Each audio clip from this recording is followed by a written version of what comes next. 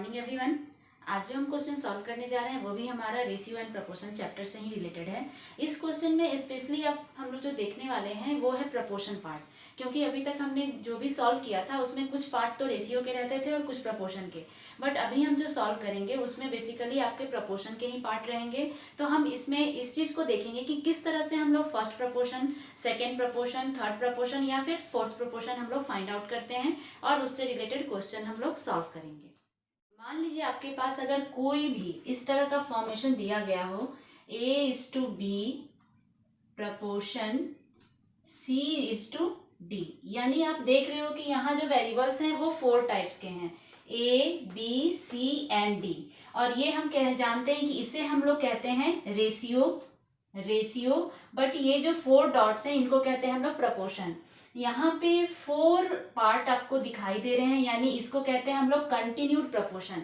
ये कहलाता है हमारा कंटिन्यूड प्रपोर्शन। तो अगर इनको सॉल्व करना हो तो सिंपल आप लोग पहले ये जान लो कि इसको तो लिखने का तरीका हमें पता है, A/B इसकी वैल्यू होती है इक्वल एंड C/D।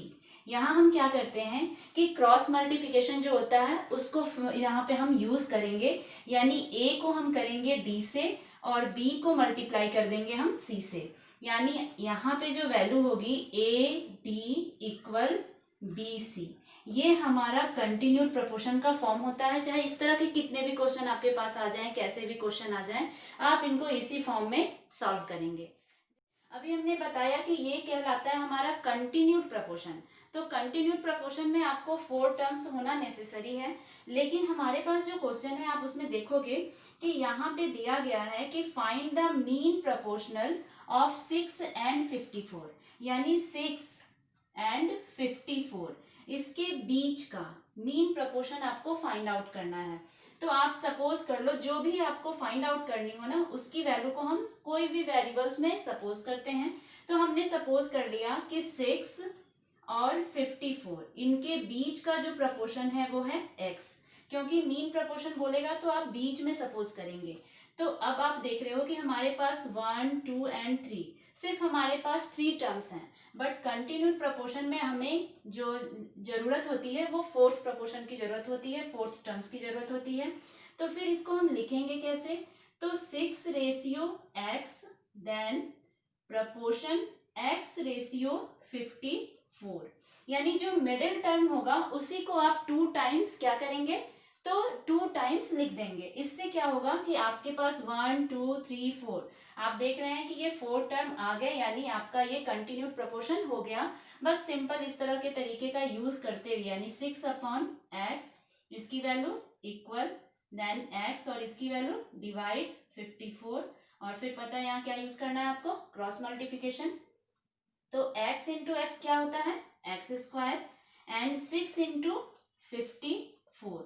आपको यहाँ मल्टीप्लाई करने की जरूरत है भी नहीं, क्योंकि आप जान रहे हो कि स्क्वायर जब हटाते हैं तो इस तरफ रूट बनता है, और रूट को जब हम बाहर निकालना हो रूट से किसी भी नंबर को, तो उसका पेयर बनना जरूरी होता है। तो हम इसको सिंपल से फैक्टराइजेशन मेथड से यूज करते हुए फैक्टराइज करेंगे।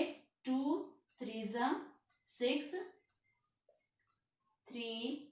आप इसको अगर करना चाहो तो आप ऐसे एलसीएम भी ले सकते हो, क्योंकि ये तो छोटा नंबर है तो आप अपने आप कर लोगे, बट अगर यहाँ पे कोई बड़ा सा नंबर आए तो आप उसका एलसीएम लोगे पहले, और छोटे नंबर से एलसीएम लोगे।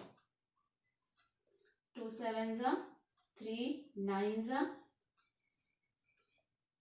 और 3 3 मीन्स आपके पास जो आया है नंबर वो हो गया 3 इंटू 3 इंटू 3 इंटू 2, यानी 3 मैंने पहले से लिखा था, फिर हम 3 टाइम्स लिखे और हमारा आया 2, यानी 54 का एलसीएम निकाल के, वो फैक्टराइजेशन मेथड कहलाता है, इसको आप फैक्टराइज किए। 6 का आपने ये फैक्टराइजेशन किया, अब आप पेयर बनाओगे और बाहर निकालोगे। जस्ट जैसे ये 2 और ये 2 पेयर बन गए, इसलिए हमने एक को बाहर निकाला। फिर 3 एंड 3 ये एक आ गया, एंड लास्ट ये भी पेयर में है तो हमने बाहर निकाला 3, मीन्स 3 3 9 एंड 9 2 18।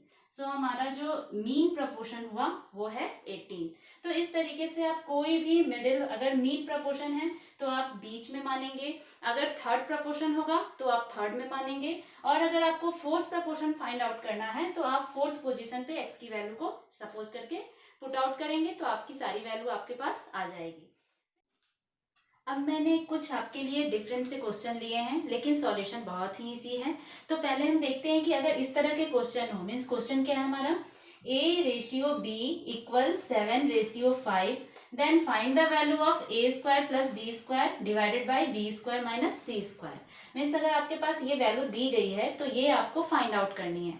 तो यहाँ पे कंफ्यूजन क्या होता है कि हम ये सोचते हैं कि ये अलजेब्रा में हम कोई भी जो ये वैल्यू दी गई है उसको फॉर्मूले में हम वेस्ट करेंगे फिर फाइंड आउट करेंगे, बट आपको वो कुछ भी नहीं करना है। सिंपल आप यहाँ पे क्या करेंगे, वैल्यू पुट आउट करेंगे, क्योंकि मैंने पहले बताया था कि जो भी रेशियो की वैल्यू होती है उसको हम बहुत ही इजी वे में ट्रांसफर कर सकते हैं। मीन्स जो पहले आया उसको कौन सी वैल्यू मिलेगी, पहले वाली, तो a की वैल्यू हो गई 7, और जो पीछे आएगा उसे कौन सी वैल्यू मिलेगी, पीछे वाली।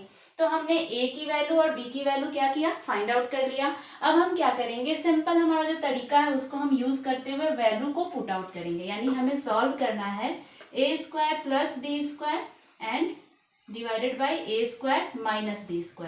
हमने जो फॉर्मूला यहाँ तो हमें यूज ही नहीं करना, हमें बस सिंपल सा वैल्यू यहाँ पे डालना है।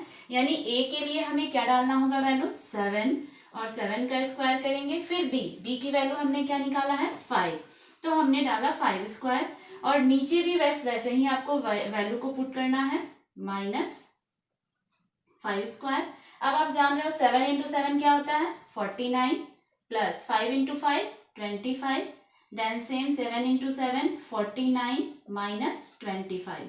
आप यहाँ प्लस करेंगे तो 14, 4 2 6 एंड 7, एंड यहाँ आप सब्ट्रैक्ट करेंगे तो आपके पास आ जाएगा 24। अब आप यहाँ देख रहे हो कि इसमें हम सिंपलेस्ट फॉर्म में इसको चेंज कर सकते हैं, क्योंकि ये डिवाइड हो रहा है। तो अगर वो डिवाइड हो कोई नंबर तो हमें डिवाइड करके सिंपलेस्ट फॉर्म में चेंज करना चाहिए। तो हम पहले इसको 2 से हम डिवाइड करते हैं। 2 1 = 2 2 = 2 3 = 2 7 = अब आप देखो ये और सॉल्व नहीं होगा, यानी इसकी वैल्यू होगी 37/12। आप चाहें तो फ्रैक्शन में भी छोड़ सकते हैं, और नहीं तो फिर आप इसे रेशियो में भी लिख सकते हैं। तो ये एकदम सिंपल तरीका है जिस तरह से हम वैल्यू को पुट आउट करके विदाउट यूजिंग एनी फॉर्मूला हम इसको सॉल्व कर सकते हैं। सेम वही चीज समझने के लिए हम एक और क्वेश्चन लिए हैं, क्योंकि यहाँ हमने रेशियो को क्या किया है, m, n और 3 में डिवाइड किया है। यहाँ पे हमने 2 रेशियोज लिए थे, बट हमने लिया है m/n/o, और उसकी वैल्यू है 4:5:6। यानी फिर से वही तरीका मैंने जो बताया, जो पहले आया उसको वैल्यू पहले मिलेगी। यानी m पहले आया तो m को वैल्यू पहले मिलेगी। n क्या हुआ, उसके बाद मिडिल में आया है तो मिडिल वाली वैल्यू उसकी हो गई, और o लास्ट में आया तो लास्ट वाली वैल्यू किसकी हो गई, o की हो गई। यानी ये 4 किसकी वैल्यू, m की, n की वैल्यू क्या है 5, एंड o की वैल्यू क्या है 6। तो हमने तीनों की वैल्यू जान ली, और वैल्यू जानने के बाद तो हमें कोई फॉर्मूला यहाँ यूज करना नहीं, जैसे हम लोग हमेशा करते हैं, वो कुछ भी नहीं करना है, हमें बस वैल्यू को पुट करना है। तो m² की वैल्यू हमें क्या है मिली 4, तो हमने 4 का स्क्वायर किया। फिर n² की वैल्यू है 5, एंड लास्ट हमारा o है 6, तो 6 का स्क्वायर डाला, और लास्ट में आप देख रहे हो कि यहाँ क्या है, n है, तो n की वैल्यू हमारे पास क्या है 6, तो हम यहाँ लिखेंगे 6। 4 4 = 16, 5 5 = 25, एंड 6 6 = 36। फिर हमें सबको प्लस करना है, 7 7 एंड 6। अब आप देख रहे हो कि यहाँ पे कोई भी ऐसा नंबर नहीं है जो दोनों को डिवाइड करे, तो हमें डिवाइड नहीं करना, हम इसको एज इट इज छोड़ेंगे। ये हो गया हमारा सॉल्यूशन। तो उम्मीद है कि ये आपको जो हमने क्वेश्चन आपको बताया है वो समझ में आया होगा। अगर आपको ये वीडियो पसंद आया तो प्लीज़ इसे लाइक करें, चैनल को सब्सक्राइब करें, और ज़्यादा से ज़्यादा इसे शेयर करें। और कोई भी डाउट हो आपको इससे रिलेटेड तो आप कमेंट सेक्शन में जाके कमेंट कर सकते हैं। Thank you, bye bye.